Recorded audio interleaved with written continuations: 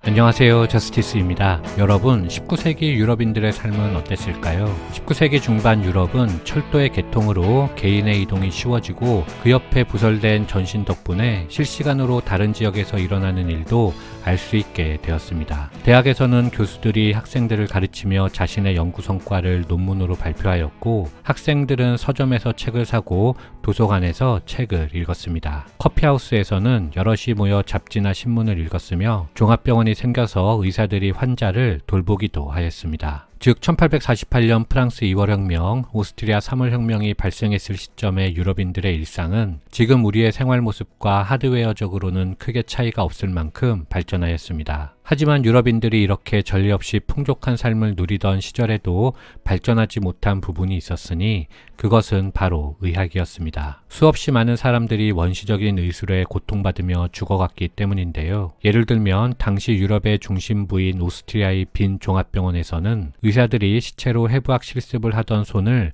씻지도 않은 채 세균이 잔뜩 묻은 손으로 산부인과로 가서 아이를 받아내는 것이 일상이었습니다. 그 덕분에 수많은 산모들이 산후결로 죽어나갔지만 왜 죽는지도 모를 정도로 의학의 수준은 처참했지요. 게다가 마취제도 없었기 때문에 수술이라고 하면 그 종류가 무엇이건 환자로서는 감당할 수 없는 고통을 참아야만 했습니다. 물론 의사들은 수술 중 고통을 줄이기 위해서 허브 추출물, 알코올에 적신 수면 유도용 스펀지, 아편 등 다양한 방법을 사용하였지만 절개를 시작하는 순간 어느 병원이건 고문당하는 환자들은 고통에 울부짖을 수밖에 없었습니다. 그렇다면 이런 비극을 극복하고 의학이 비약적으로 발전하는 시기는 언제일까요? 그것은 19세기 중반부터입니다. 그 이유는 첫째, 마취제가 발견되어 환자의 고통을 줄이고 의사가 안정적으로 수술할 수 있는 조건이 갖추어졌기 때문입니다. 두 번째는 고성능 현미경을 통해 병원체를 보고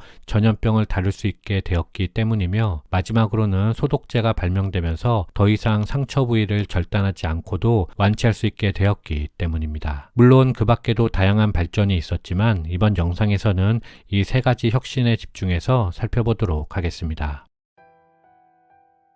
1819년 미국 매사추세츠주의 시골 농가에서 태어난 윌리엄 모터는 치의학을 배워 치과의사가 된 후 보스턴에서 개업하였습니다. 그리고 오랫동안 자신을 괴롭히던 고민, 즉 치료 시 환자의 고통을 해결하기 위해서 노력하고 있었죠. 그러던 1846년 9월 어느 늦은 밤, 한 환자가 극심한 치통을 호소하며 모턴의 병원을 찾았습니다. 당시 모터는 스승인 호러스 웰스의 웃음가스에 매료되어 고통을 줄일 수 있는 마취제 개발에 힘쓰고 있었는데, 그가 집중한 것은 스승의 이산화질소가 아닌 에틸에테르였습니다. 모터는 찾아온 환자에게 에테르를 마시게 한 후 재빨리 아픈 이를 제거하고 에테르의 효과를 확인하였는데, 이렇게 인류에게 가장 큰 혜택을 준 19세기 수술의학의 첫 번째 혁신이 이루어졌습니다. 모턴의 마취제는 2주 뒤인 1846년 10월 매사추세츠 종합병원의 수술실 내부에서 의학계에 처음 발표되었습니다. 모터는 에테르 액체가 들어있는 큰 유리 플라스크를 기울여 실험 대상 환자에게 마시도록 했고, 이후 유명한 외과의사 존 워런이 환자의 턱에 있던 종양을 절개하고 수술하는 장면을 공개한 것인데, 환자는 어떤 비명도 지르지 않은 채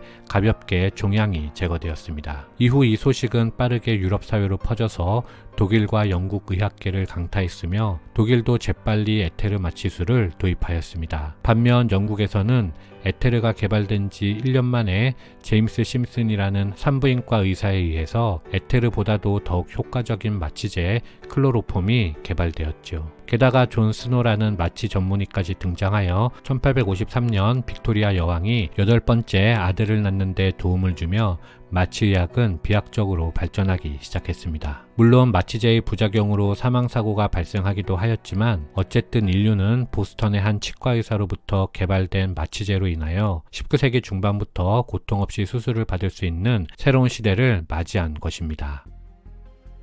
전염병은 로마 시대 이후 2000년간 정기적으로 유럽을 파괴하고 있었습니다. 19세기 중반에 흑사병은 과거의 일이 되었지만 그 대신 콜레라가 치명적인 고통을 주고 있었는데요. 당시까지 유럽인들은 콜레라를 비롯한 여러 전염병의 원인을 대체로 장기설로 분석하였습니다. 장기설은 땅이나 물에서 나온 부패한 병원성 물질이 공기 중에 떠돌아다니면서 사람들에게 침투한다는 가설인데요. 앞서 언급된 마취 전문의 존 스노는 빅토리아 여왕에게 클로로폼이라는 마취제를 사용하여 아이를 낳게 한 후 왕실의 보호 아래 최고의 삶을 살 수 있었지만 그는 공기에 노출된 것은 모든 사람들이 마찬가지인데 어떤 사람은 전염병에 걸리고 어떤 사람은 걸리지 않는 것을 보고 장기설은 터무니없는 가설이라고 생각했습니다. 그리고 그는 이후 안락한 삶을 포기한 채 현대 전염병학의 창시자가 되지요. 스노는 1849년 콜레라 전파 방식에 대하여라는 소책자에서 콜레라 감염의 원인을 물로 지목하였습니다. 하지만 그는 자신의 주장에 대한 합당한 증거를 제시하지 못하고 있었는데 마침 1854년 콜레라가 영국을 강타했습니다. 그리고 그 기회를 이용하여 스노는 런던에서 콜레라로 죽은 사람들과 식수와의 관계를 밝혀낼 수 있었습니다. 예를 들면 런던의 폴란드가에는 500여 명이 살고 있는 빈민구제소가 있었는데 그곳에는 콜레라 환자가 몇 명밖에 되지 않은 데 비해 그 주변에 살고 있던 중산층 사람들은 콜레라로 큰 피해를 입었습니다. 스노는 그 이유가 빈민구제소는 런던의 수도회사로부터 식수를 공급받지 못해서 자체 의무를 사용했기 때문이라는 것을 밝혀냈습니다. 또한 근처 양조장에서는 노동자들이 콜레라에 전혀 걸리지 않았는데 그 이유는 그들은 목이 마르면 물보다 메가주를 마셨는데 술을 제조하는 과정에서 비브리오와 같은 미생물이 모조리 멸균되었기 때문이었습니다. 결국 런던의 정치권은 1859년부터 약 2000km에 달하는 대대적인 하수구 공사를 런던 전역에서 시작하였습니다. 런던 사람들은 그렇게 보수한 하수구를 지금도 사용하고 있죠. 참고로 비슷한 시기에 이탈리아 피렌체 대학의 필리포 파치니라는 해부학자가 현미경을 통하여 콜레라를 발생시키는 병원체인 비브리오를 처음 보았는데 당시 이탈리아는 과학계에서 선도적인 언어가 아니었으므로 그 성과를 인정받지 못하였고 약 30년이 지난 후 로베르트 코흐가 콜레라 병원체를 발견했다고 알려지면서 코흐가 명성을 얻게 됩니다. 1865년 8월 11살 제임스 그린리스가 스코틀랜드 글래스고의 복잡한 길을 건너다가 마차에 치였습니다. 그의 왼쪽 다리가 금속이 박힌 차 바퀴 밑으로 빨려 들어갔고 그의 왼쪽 정강이 뼈는 부스러진 조각이 상처를 뚫고 튀어나와 있을 정도로 심각했습니다. 이 정도의 상처라면 당시 의료 수준으로는 다리를 절단해야만 했고 그린리스는 이제 불구자가 되어 거지로 평생을 살아가야 할 운명이 되었지요. 하지만 그가 만난 외과의사 조지프 리스터는 당시 눈에 보이지 않는 어떤 요소가 상처를 관통하고 치명적인 결과를 초래한다는 사실을 감지하고 그게 무엇인지 밝히기 위해서 연구하고 있었습니다. 그리고 리스터는 그린리스의 부상 정도라면 자신이 연구해온 가설을 시험해볼 만하다고 생각했지요. 리스터는 그린리스에게 마취제 클로로폼을 마시게 한 후 작은 메스를 이용하여 상처 부위를 절개했습니다. 그리고 상처에 묻은 오물, 굳은 피, 다친 조직 등을 제거하였고 그 과정에서 상처 부위를 석탄산 용액으로 계속해서 씻어주었습니다. 봉합수술은 끝났고 기다리는 일만 남았는데 만약 수술 부위에서 괴사의 징후인 역겨운 냄새가 난다면 다리는 곧바로 절단할 수밖에 없었습니다. 사후 리스터는 조심스럽게 금속 부위를 제거하고 붕대 위에 다시 한번 석탄산을 부었고 나흘째 붕대를 풀었는데 그린리스에게서 고름과 염증 냄새가 나지 않았습니다. 상처에 딱지가 붙기 시작했고 주변 피부가 붉어졌지만 고름도 없었죠. 리스터는 매일 그린리스의 상태를 살피며 염증이 도지지 않을까 긴장 속에서 그를 치료했고 차츰 상처는 아물었습니다. 그리고 6주 후 그린리스는 비록 목발을 짚긴 했지만 자기 발로 걸어서 병원을 떠날 수 있었죠. 이후 리스터는 1867년에 외과 치료에서 무균 수술법이라는 논문을 영국 의학저널에 발표했습니다. 그의 처방은 석탄산을 적신 붕대에 그치지 않고 석탄산 스프레이를 개발하여 개방된 복부 수술에도 사용할 수 있도록 업그레이드하였습니다. 이번에도 빅토리아 여왕이 리스터 의술의 핵심 증인이 되었는데 리스터가 여왕의 망신스러운 겨드랑이 종기를 고통 없이 제거해 주었기 때문이었습니다. 이렇게 의학계의 소독제가 탄생되어 수술의학에서의 두 번째 혁신이 이루어졌습니다. 그런데 여러분, 지금 이 병을 보시니까 뭔가가 떠오르지 않으시나요? 네, 맞습니다. 세계적으로 유명한 구강청결제 리스테린이 바로 조지프 리스터의 이름에서 따온 제품명입니다.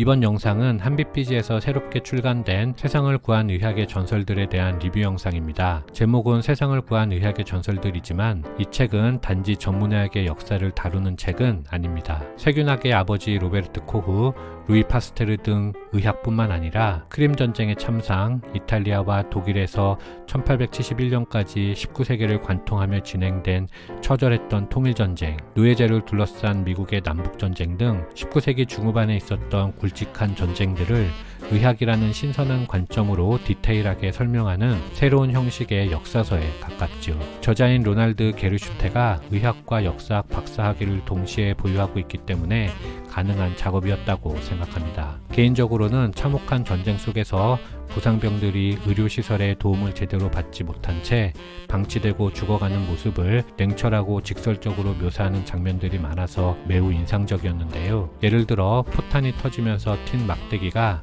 상병의 왼팔을 관통했고 어떤 의료도움도 받지 못하자 병사가 직접 그것을 몸에서 빼내고 혼자 힘으로 병원으로 걸어갈 수 있도록 지팡이로 사용했다라는 장면이 나옵니다. 이렇듯 책은 전쟁의 참상을 적나라하게 보여주고 있죠. 영화로 비유하자면 라이언 일병 구하기를 글로 보는 느낌이랄까요?